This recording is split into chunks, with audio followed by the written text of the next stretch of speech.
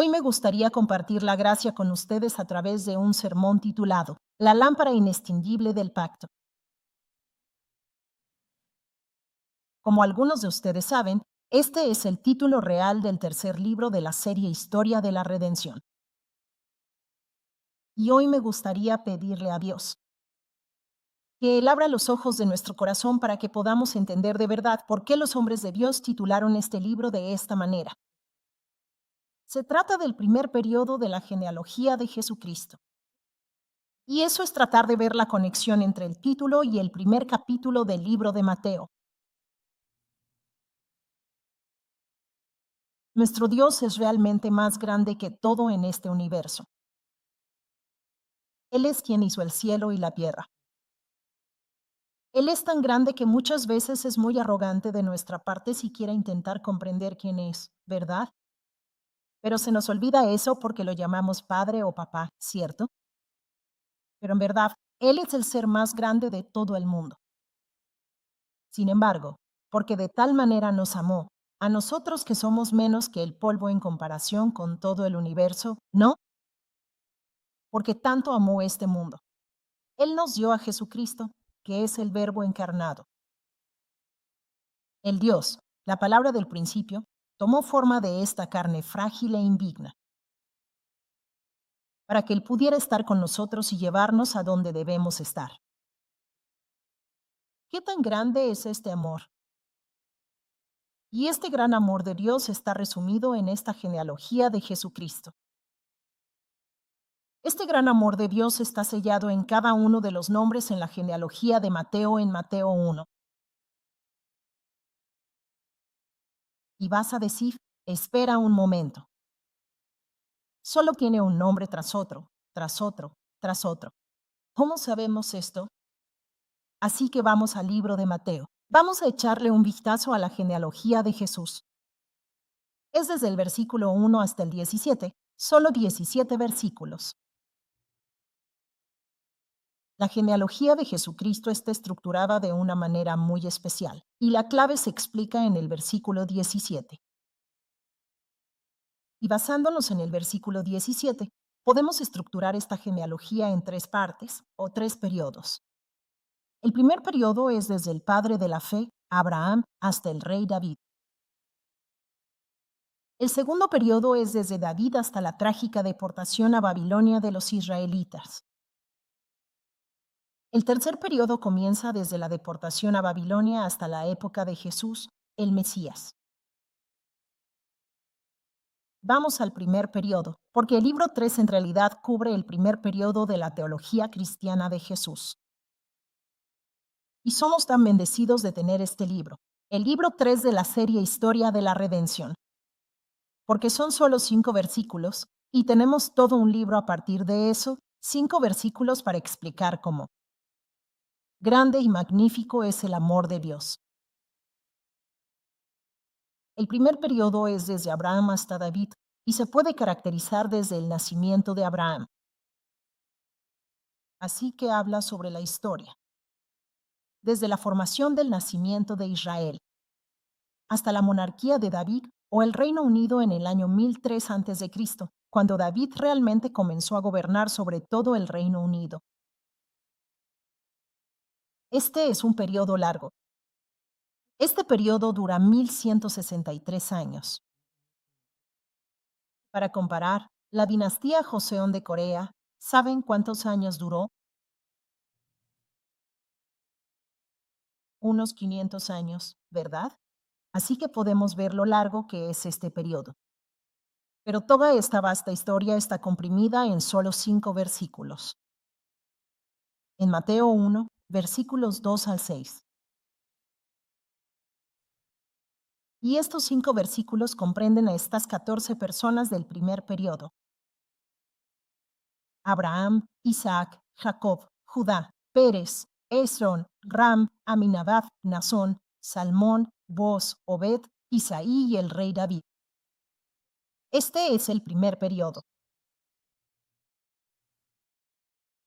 Veamos esto un poco más. Este primer periodo desde Abraham hasta David. Esta genealogía Esta parte de la genealogía comienza con ¿quién? Abraham. ¿Y termina con quién? David.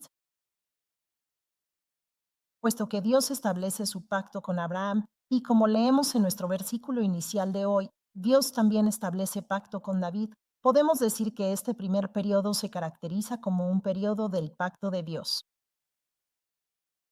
Quizás te preguntes, ¿qué tiene que ver conmigo en este momento el pacto de Dios con esta historia israelita?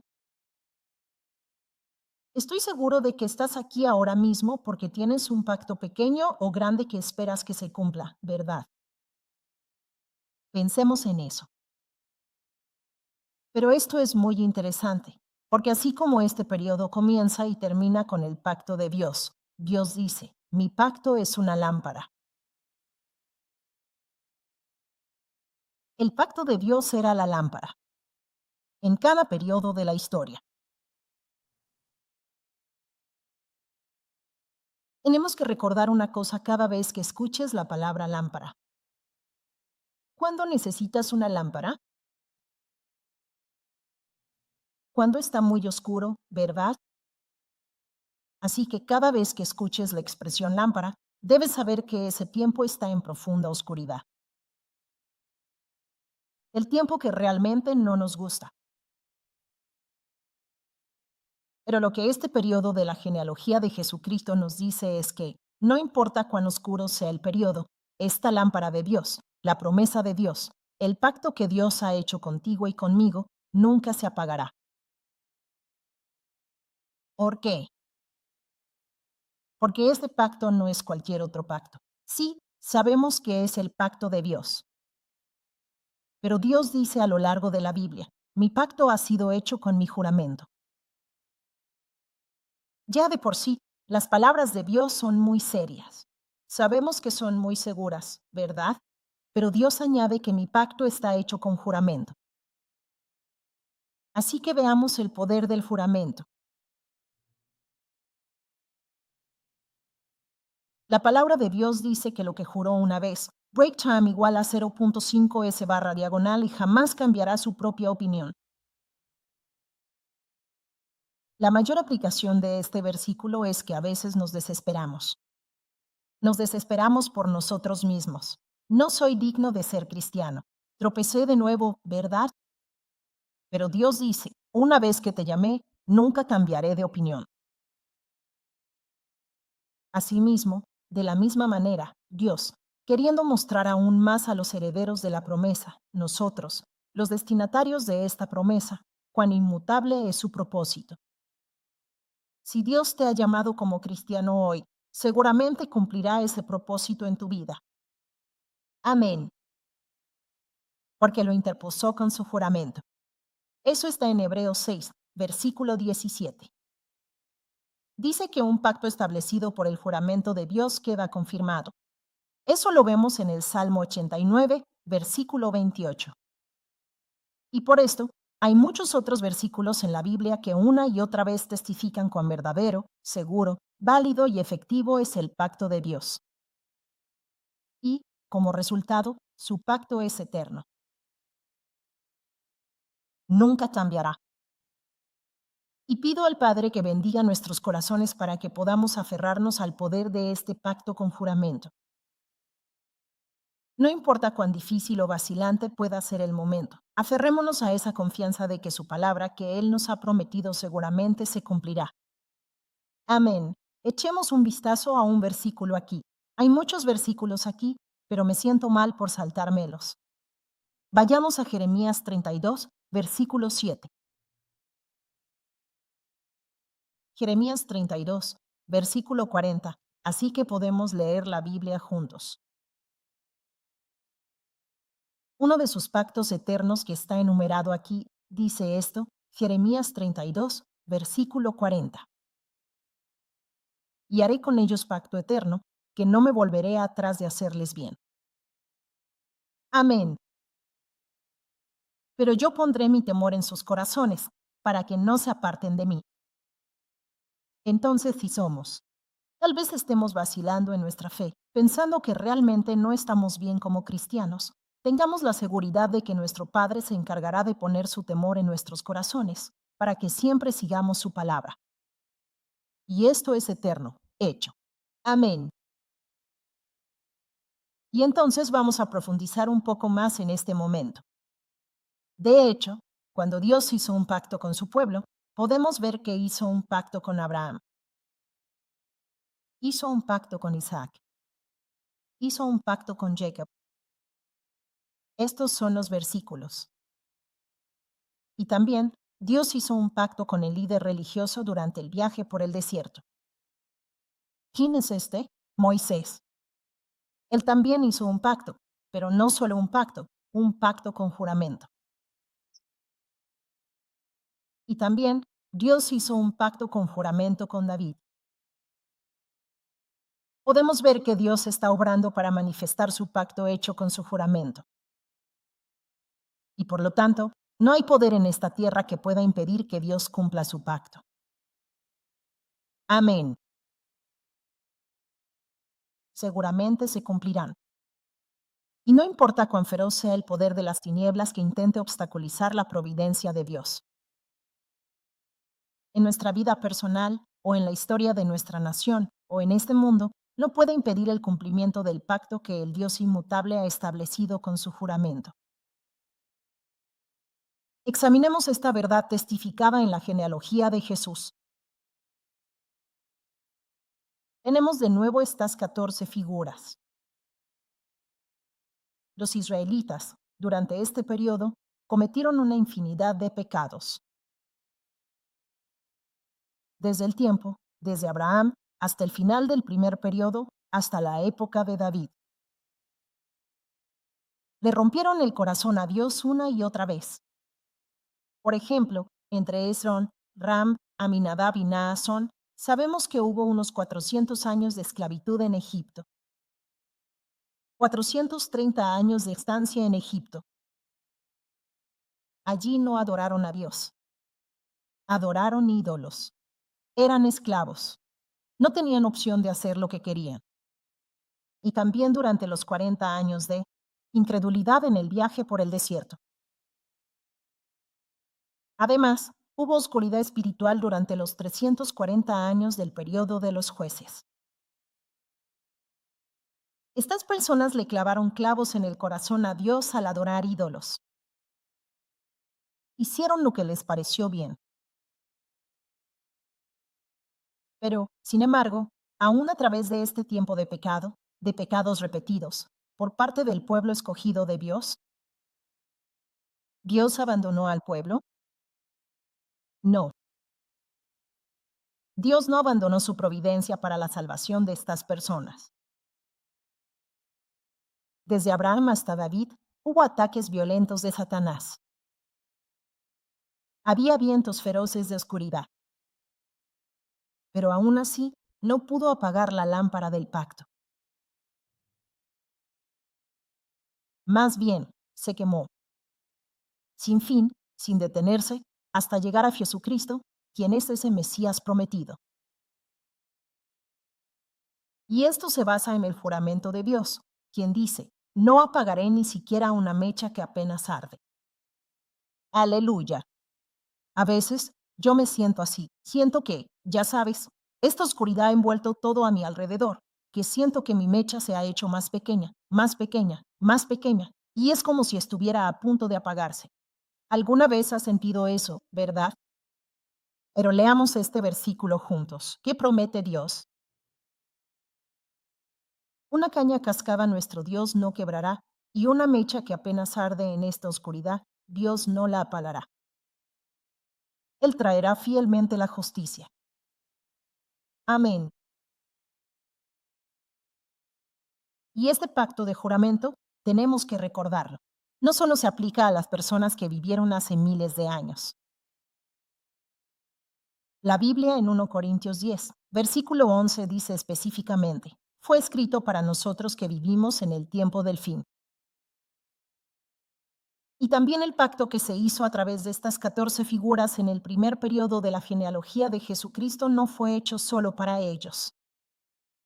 Y vamos a ver Deuteronomio, capítulo 29. Moisés explica que este pacto, hecho con el juramento de Dios, no fue hecho solo para ellos. Leamos. Ahora bien, no solo con ustedes hago este pacto y este juramento, sino también con los que están aquí hoy con nosotros en la presencia del Señor, nuestro Dios. ¿Y con quién más?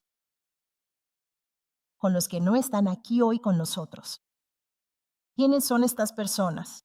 Los que no están aquí hoy con nosotros, la gente que vendrá en el futuro, ¿verdad? Y son todos los creyentes en Jesucristo, quienes se convertirán en los judíos espirituales, los verdaderos israelitas, los descendientes espirituales de Abraham. Correctamente, ¿bajo qué genealogía entran? La genealogía de Abraham o la genealogía de Jesús en Mateo, capítulo 1, como estamos viendo. Y por lo tanto, este pacto que se hizo con los israelitas, porque Jesucristo vino, este pacto será eterno. Será eternamente efectivo hasta que el reino de Dios finalmente se consuma.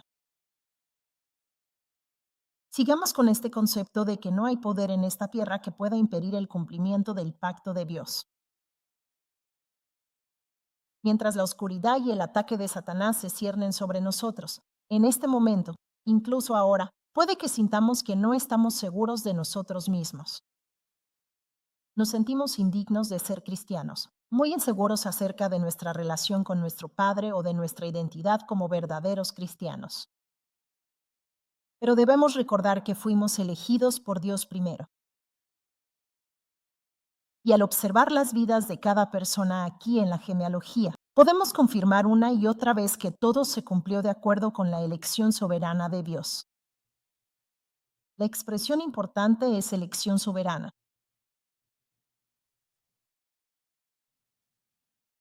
Así que vamos a ver esto. Esto muestra que nuestra salvación no se logra por nuestros propios logros. Nuestra salvación no depende de nuestra riqueza, ni de nuestro poder, ni de nuestro honor, ni de nuestra erudición, ni de nuestra capacidad, sino únicamente de la gracia soberana de Dios. Por ejemplo, la genealogía del pueblo judío está limitada solo a los primogénitos, ¿verdad? Pero sabréis que en esta genealogía hay muchos no primogénitos. Por ejemplo, Isaac no era el primogénito, ¿verdad? El hermano mayor era Ismael. O Jacob y Judá o Pérez, no. Pérez era gemelo de Sera. Todas estas personas no eran primogénitos. Eso significa que no eran dignos de ser incluidos en la genealogía. Pero por la elección soberana de Dios, estas personas fueron incluidas en la genealogía de Jesucristo. No se trata de quiénes somos nosotros, sino de lo que Dios hizo por nosotros.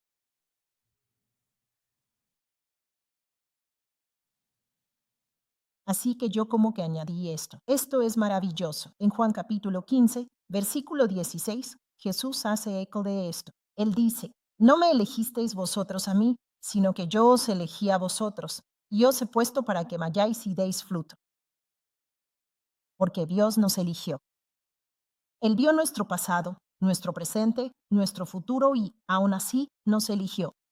Estoy seguro de que la buena obra que Él ha comenzado en nosotros seguramente se perfeccionará. Amén. Y también Efesios 2, versículo 8 a 9 explica esto. Porque por gracia hemos sido salvos por medio de la fe, y esto no viene de nosotros, sino que es un regalo de Dios, no por obras, para que nadie se gloríe. También en Tito 3, versículo 15, dice esto. Él nos salvó, no por obras de justicia que nosotros hubiéramos hecho, sino según su misericordia, la paciencia. Su resistencia, su paciencia y por el lavamiento de la regeneración y renovación por el Espíritu Santo. Nuevamente podemos observar también personas muy singulares en esta genealogía. Dios rompió esta estructura tradicional de las genealogías al incluir los nombres de mujeres, lo cual era un gran tabú en la cultura judía. Y no solo eso, estas mujeres eran gentiles. Ni siquiera eran israelitas, a quienes los judíos miraban con desprecio. ¿Quiénes son? Tamar. Él se dio cuenta de que el linaje de la fe no puede detenerse y por eso hizo esta cosa horrenda con su suegro, Judá. No voy a darte ningún spoiler sobre esto. Aprenderemos más sobre esto más adelante y estoy seguro de que escucharemos más sobre esto si aún no lo hemos hecho. Además, esto aquí, Raab. ¿Sabes quién era Raab? Ella no era solo una mujer. Ella no era solamente gentil. También era una prostituta. ¿Quién no podría ser parte de la genealogía de quien estamos hablando? La genealogía de Jesucristo, ¿verdad?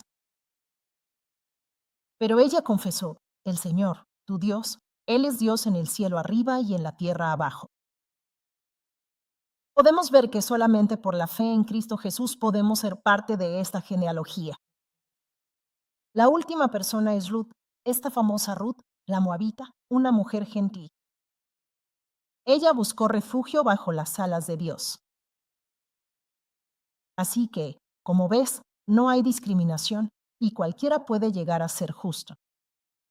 Cualquiera puede ser parte de la familia de Jesús. Cualquiera puede ser parte de esta genealogía. Fe en Jesucristo. Así que, no importa qué tan complicada sea nuestra vida ahora, o tal vez lo fue en el pasado, y no importa cuántos problemas enfrentes, o los que hubo antes, Dios considera nuestra fe de hoy como lo más importante. Vivamos el día de hoy. Sigamos adelante, ¿de acuerdo? No nos aferremos a nuestro pasado ni a lo que hemos hecho mal. Que eso nunca te detenga, ¿sí? Que recordemos lo que Jesús hizo por nosotros y sigamos adelante. Así que, quiero ir acercándome a nuestra conclusión, que es nuestro versículo de apertura de hoy. Creo que este versículo da el mayor consuelo y ánimo en la misma línea de lo que hemos hablado hasta ahora. Este versículo da testimonio de un poder, del pacto y de cómo impulsó la historia de Israel hasta la venida de Jesucristo, y de cómo impulsa nuestra vida incluso ahora, nuestra historia, todo de acuerdo con la obra de redención de Dios. Este versículo, 2 Crónicas capítulo 20, versículo 7, si me permiten leerlo para ustedes. Sin embargo, el Señor no quiso destruir la casa de David. Esto ya nos da un tono de oscuridad, verdad, seriedad, por causa del pacto que él tenía con David. Y como él había prometido dar una tierra a él y a sus hijos para siempre. Este versículo nos muestra cuán oscuro debió haber sido este periodo. Pero aún así, cuando esta casa merecía ser destruida, Dios dice, no voy a destruir esta casa porque ya hice. Promesa, promesa de qué, de dar. Una lámpara que nunca se apagará, sin importar cuán oscura sea la situación. Pero ¿sabes qué versículo viene justo antes de este? ¿Sabes cuán oscuro era este periodo cuando Dios dijo esto? Vamos a ver el versículo anterior, aquí mismo. Este es el versículo 7, ¿verdad? En versículo 6 dice esto. Él, Joram, anduvo en el camino de los reyes de Israel, tal como lo hizo la casa de Acab. ¿Quién es Acab? El rey del norte, ¿verdad? El más idólatra, el rey más malvado de toda la historia de Israel. Así que él se convirtió en el modelo del rey extremadamente malvado en la historia de Israel, ¿cierto? Pero aquí, el rey del sur, donde está el pacto davídico, este rey seguía el camino de ¿quién? El camino de Acab. No solo eso, sino que la hija de Acab era su esposa. ¿Quién era esta hija de Acab? Aquellos de ustedes que han estudiado la historia redentora. Acab y Jezabel tuvieron ¿a quién? Atalía. Fue durante este periodo, así de malvado, que el reino del sur de Judá estuvo a punto de ser completamente destruido. La semilla para la descendencia mesiánica estuvo a punto de ser completamente terminada. Sin embargo, ¿qué dice Dios? Pero el Señor no quiso destruir la casa de David por causa del pacto.